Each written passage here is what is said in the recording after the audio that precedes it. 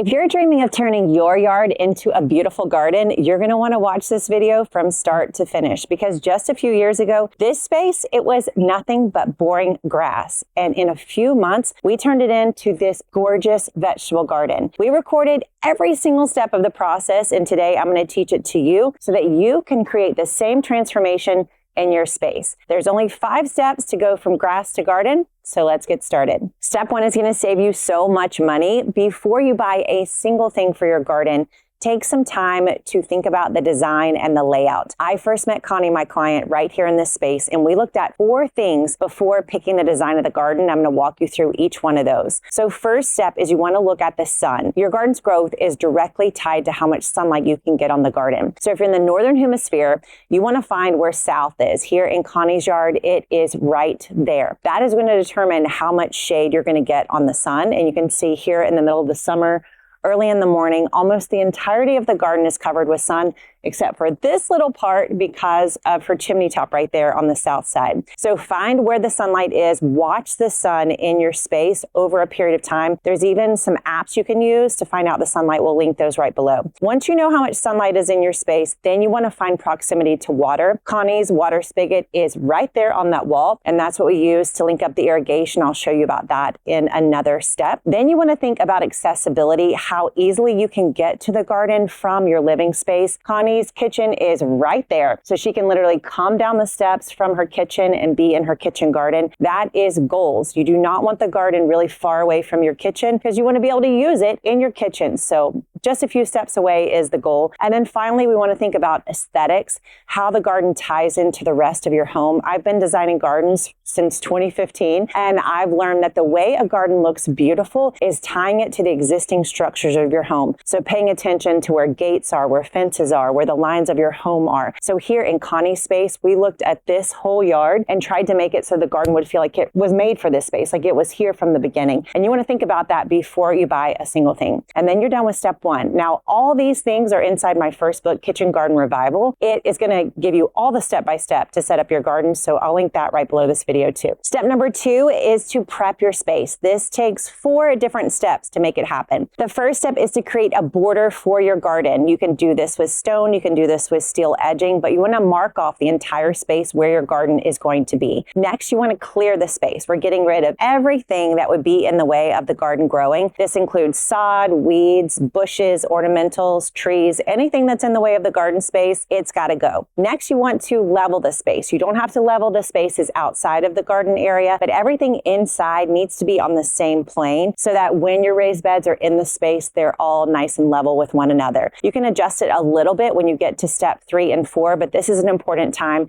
to get your space leveled out. And then finally, you want to cover it. You can use a ground cover here. You could use any kind of mulch, or you could use my favorite, which is gravel. Here in this garden space, we filled the pathways with gravel. This is a nice clean look. It drains fast. It's easy to walk on, and it prevents the raised beds from deteriorating because they're sitting on a dry surface pretty much all the time because the gravel drains so easily. Once you've prepped your space, you are ready for step number 3. If you like videos like this, you should definitely subscribe to the Gardenary channel. And when you do, we have a free gift, Gardenary planting plans that we will deliver right to your email inbox. As soon as you subscribe to our channel, take a little screenshot to show us you're subscribed. Send an email to hello@gardenary.com with your screenshot and the subject line YouTube subscribed. As soon as you do that, we're going to email you 17 Gardenary planting plans so that your garden looks just as beautiful as hers. Step number 3 is installing your structures. For a Gardenary kitchen garden, we use 2 main structures, raised beds and trellises. The raised beds have to come first. I talk about lots of different materials you can use for your raised beds. You can use cedar or a long-lasting wood. You can use stone or you can use steel. For this garden, we chose to go with cedar. Once you picked your material, it's also a good time to think about the layout of your garden. We discussed this in step 1, but this is when it really comes to life. I like out 5 different designs that I think make for beautiful raised bed kitchen gardens, going from a small border garden that's just one raised bed to this design, which is the biggest one. This is called a formal potager. I like to joke that it's so big we had to call in the French language to describe it. So a formal potager is actually 4 L-shaped beds that all come together to create somewhat of an outdoor room where when you walk into it, you feel enclosed. You feel like you're in this special space, almost like it's a room, but it's outside. So once you've locked down your design, you want to think about how you want to create your raised beds. You can make your beds from scratch, or you can order kits online. We have all these shapes, including L-shaped beds, inside the Gardenary shop. For this particular garden, we actually had beds custom built because these beds were so large and it was such a unique size and shape. Once you get your beds in place, you want to be sure they're going to last as long as possible. So we had an eco stain to our cedar beds. This is a whey material, and it basically patinas the wood and kind of makes it like petrified so that it doesn't absorb water and it lasts a really long time. These beds now are 2.5 years old and they are looking amazing. So once you preserve those beds, it's time to add in your trellises. We use 3 different styles of trellises: arches, obelisks, and panels. And you put them into the garden space to maximize your growing space and also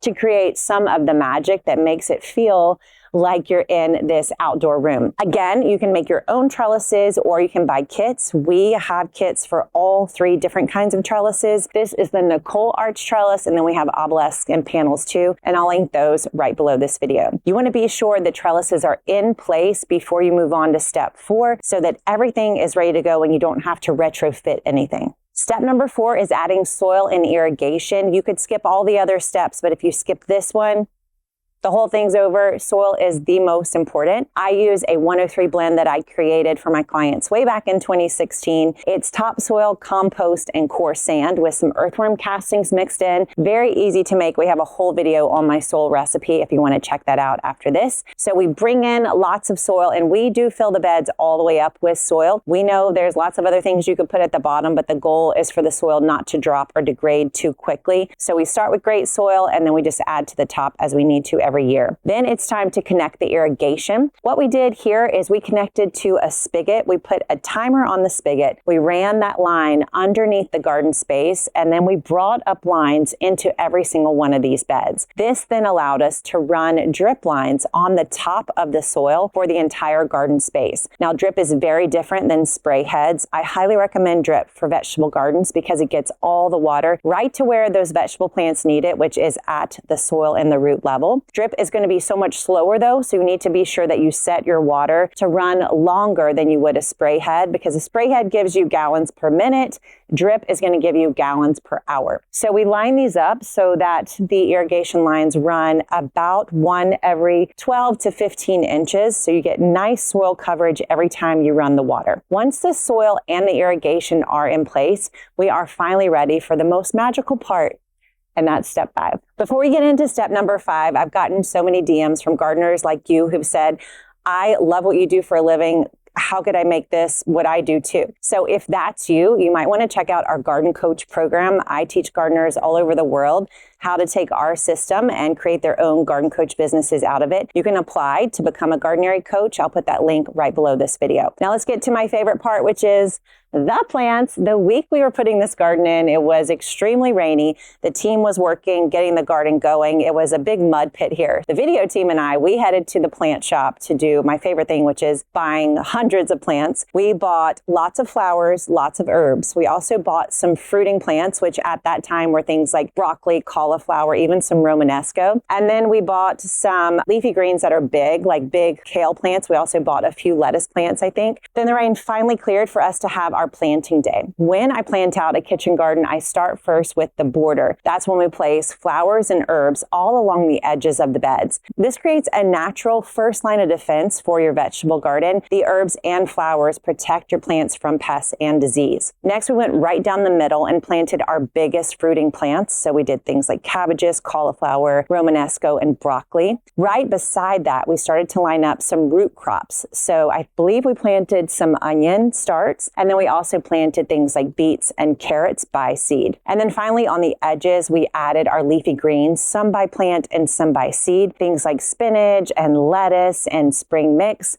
arugula, anything that she could grow quickly as a leafy green, we added it there by seed. We also put some sugar snap peas by seed on the trellises so that she could get some fruiting plants growing up the trellis before she even got close to summer. Now, this has become one of my favorite places to go in my city to come over and see this garden growing. It's now been growing for 2.5 years. We came back to the garden just a few months after we set it up and filmed an entire video on my planting method and why it works so well. So if you want to see what this space looked like just a few months after we did all that planting, you can watch the whole thing right here.